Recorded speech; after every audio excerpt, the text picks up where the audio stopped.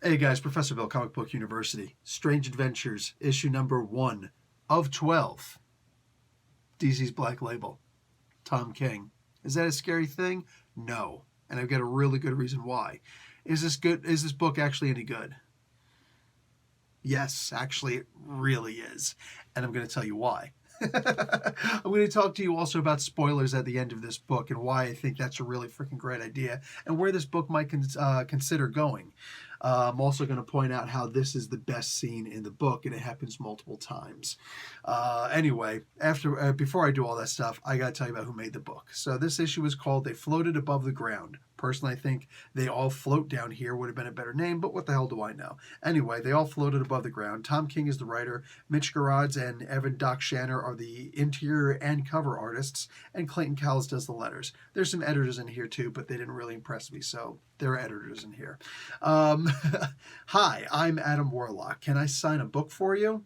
And it's that image that I just showed you, and he's sitting at a desk at a book signing with his books, and he gets to answer all these questions by people. And of course, let's be realistic, it doesn't take a forensic expert, it doesn't take a military psychologist or a military interrogations officer or a police investigator to recognize that this is Tom King's experience sitting down signing books for people at different Comic-Cons, right?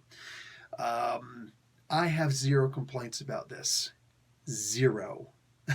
This is such a great scene. I'm so glad that King and Gerads and Shanner repeat this scene multiple times. I actually feel like they should have done it more, but I guess this was enough. This was really cool because he's sitting there, he's written a book, he's willing to sign it for a whole bunch of people, hey, come and buy my book and I'll sign it for you. You get to meet me and shake my hand. And it was actually really fun. And he's trying, but since he keeps on saying the same thing over and over again, it's really just him going through the motions, And I dig on that. I definitely dig on that because I know, with me, myself, I don't have nearly the number of fans that King does. And I get a little, I wouldn't say frustrated, but I do get a little bit tired seeing the same questions coming in all the time. It's like, bruh, please just check the video before. Somebody asked it and I answered it, and it gets tiresome sometimes. And I'm like, how come more fans aren't answering this question for me? Because I'm so tired right now of answering this question. And there's a lot of questions like that. So I like that. He's going through the motions. That's cool. He's apparently also been judged by the people. Apparently there was some guy who was killed, had his head blown off. And apparently, this was on Earth, and apparently frickin' Adam Strange did this. Okay. So he's dealing with a whole bunch of stuff. He's also dealing with going to and from Ran. Apparently there's this one, the capital city was overtaken, and his wife and child are now in danger.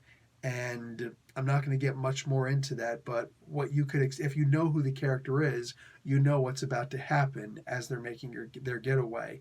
And I'm like, oh, this is so funked up. If you don't know who the character is, go and check out Adam Strange, Explained in a Minute, Comic Book University. It might even be one of my 10 things about videos for the character.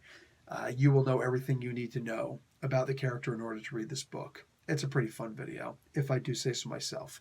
Anyhow, so Adam Strange is like, no, I didn't do this, and I'm willing to put myself up to the ultimate test. And he approaches Batman. Yeah. King is still using Batman. Hold.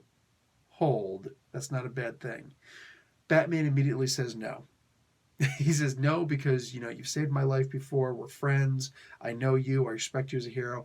I don't think I can be fair and accurate if I were to investigate you to see if you actually committed this murder. But I know someone who will. And who can. And here's the spoiler. It's Mr. Terrific. Now, a lot of people are going to, see the fair play. And like me, it's like, yes, Mr. Terrific, the third smartest person in the entire DC universe. Yes. The first two are Batman and Lex Luthor. And those two are actually interchangeable depending on who's writing them. But never under any form of contented position what do you call it? Mr. Miracle is Mr. Miracle. Sorry, another book that Tom King wrote that I actually really liked. Also Mitch Gerard's. But Mr. Terrific is never questioned as to his place as number 3. So I like that he's doing that. Now, as soon as I saw the Batman thing, I right away got a little cringy. It would have been like if Wally West showed up in this book. I'd be like, dude, don't you realize that you're just simply not good at writing these bigger characters? Is he good? Is he not good? I had to check myself on that. I think we all know, obviously, the way that Tom King likes to write. He puts himself in a position, or he imagines himself in a position, and he writes a comic book based on that. What if I were in this situation? What if I were sitting at a signing table? Gee, do you think that he ever does that? And signing books for people. Does he actually have a typical call that he uses every time? Hi, I'm Tom. Can I sign a book for you? Like, are you kidding me right now? You're going to be a freaking robot? But I guess if you've been doing this for so long, you just have to find a way to muscle through it, right?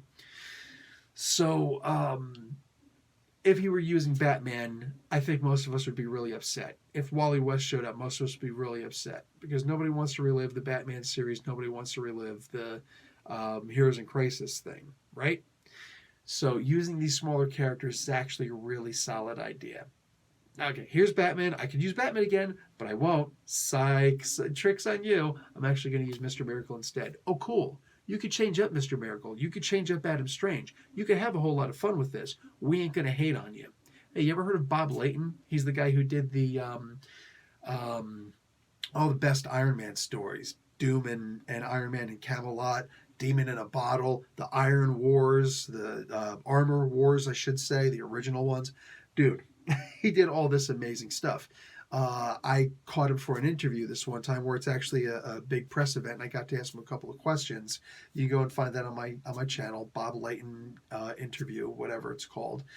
And he talked about Adam Strange in a pitch that he did for DC, which I think that, and I could be 100% wrong. I don't know anything. I'm guessing. It seems as though King saw that and then put his own twist on it.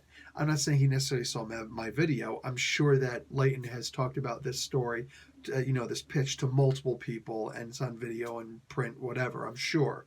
I'm not suggesting anything. Anyway, be like, yeah, Mr. King, you owe me some money, fool. Nah, that's not me. So, however, I do have a PayPal down below, just saying. So check this out. He says, I want to do this pitch, DC, for Adam Strange. The beginning of the comic book will be him returning from Rann with the Zeta Beam, and the end of the comic book will be him returning to Rann with Rann with the Zeta Beam. But everything in between, the meat of the comic book itself, is him with his life on Earth. We already know he's a superhero, spacefarer, Buck Rogers type guy, Buck, up in space doing his thing, right? But down on Earth, what is he? Is he a gigolo? What does he do? And I want to explore that. And I want to have some fun with it and see him get into some silly trouble just trying to get to the next location where the Zeta Beam is going to land, So I actually thought that was a really cool idea, but DC says, no, you're not going to make fun of one of our characters. He's like, really? Not even this one? And Mr. Terrific showing up too. Mr. Terrific isn't Batman, right? And Adam Strange isn't Superman. So King can write about these characters and do all sorts of crazy psychic mind jobs to each and every single one of them. For the most part, people aren't going to get too upset because these are not the top tier characters. You can't be messing with a Superman, can't be messing with a Batman. You screw something up, you're going to hear about it, right? But an Adam Strange, a Mr. Terrific, gotta have nuts, right? Have nuts, go nuts, have nuts. That's what she. So anyway, this was really fun. I have to admit, this was genuinely a very fun comic book. It takes Strange in a different location, a different way of things. He's explaining things and he's being super campy and tropey up in space, which is exactly what the character is, for crying out loud. And then on Earth, instead of him being goofy and silly and trying to get to the next Zeta Beam, which I'm sure he's going to have to do at some point if you saw the end of his time on Rand. That's like, oh no. But more specifically, we get to see his time on Earth, something that we often don't get to do. So I'm actually really digging on this. I'm genuinely digging on this story going the way that it's going. This was a genuinely fun comic book, and I gotta give you a truth point. I really went in here kind of hoping that it was going to stink, just so I don't have one more comic book that I have to read once a month. Yeah, so I was a little bit selfish in that, but I did actually go into this comic book with a little bit of prejudgment and a bit of a bad attitude, thinking I'm just going to, hate all over this book. But no, that wasn't the case. That actually wasn't the case at all. And I wasn't even in a great mood when I started reading this book. But yeah, it's a fun one. It genuinely is.